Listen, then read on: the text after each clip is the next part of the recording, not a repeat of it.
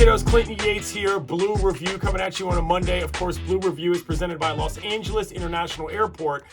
Hire LAX creates life-changing opportunities for Los Angeles residents. For more information, check out Hire LAX on Eventbrite. Parker, what you got for me today, buddy? Alrighty, CY. So I got a few questions with the trade deadline coming up tomorrow at 3 p.m. So pitching has obviously been a problem for the Dodgers. What are you expecting they do before this deadline? I mean, Lynn is starting against the A's. They got that in an arm, but again, he's averaging 6.47 ERA. Yeah, Joe Kelly's also back, which has been a fun thing for a lot of Dodgers fans. You might remember his lovely outfit at the White House with the mariachi situation. So we like Joe because he's willing to do what it takes to win. But the big question here is whether or not Justin Verlander, because the Mets are not exactly in a fire sale, but they've already gotten rid of Max Scherzer, another guy the Dodgers picked up late, by the by, in a season in order to try to make a run for them.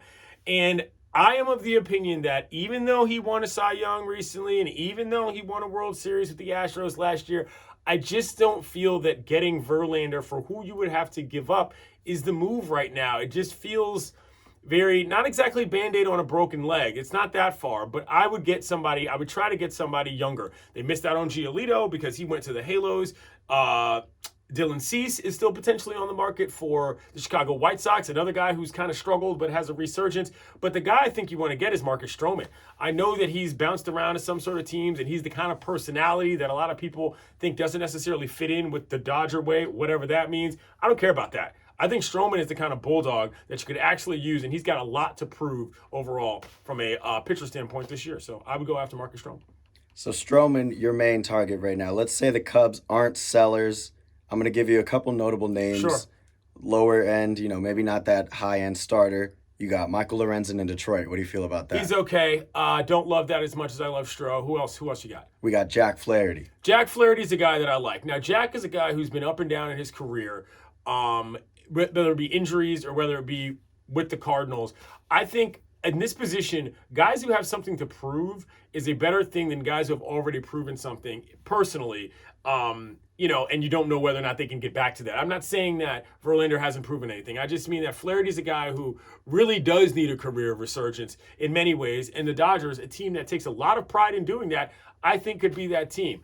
Flaherty had a promising career for a long time with the St. Louis Cardinals, but it looks like it might be time for him to leave that franchise. And, what are you going to say? The Dodgers are good at getting guys back to what they should be. So what do you say to the July that the Dodgers just recently went through with a team 6.18 ERA? I mean, second worst since they even made ERA a stat. Right. Can getting one starter turn this around? We know the offense is there, but is that all they need? This is what's difficult about it is that, Greg and I have talked about this a lot, which is at the beginning of the season, the question was, is the World Series, beyond the generalized notion that they're the Dodgers, an actual realistic shot?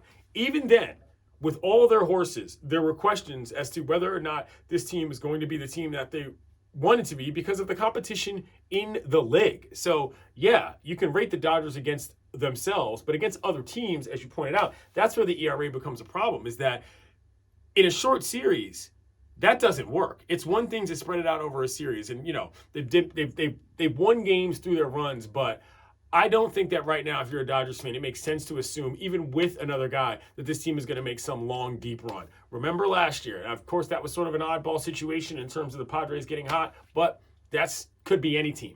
There's plenty of teams in the NL that are looking to take somebody out and looking to take down the Dodgers. But yes, they do need more pitching, and looks like that market might not be as available as it used to be. All right, well, that's all we have for you today on the Blue Review. CY, the floor is yours. See you tomorrow, gang. Greg's out all week, so it's all me. Deal with it.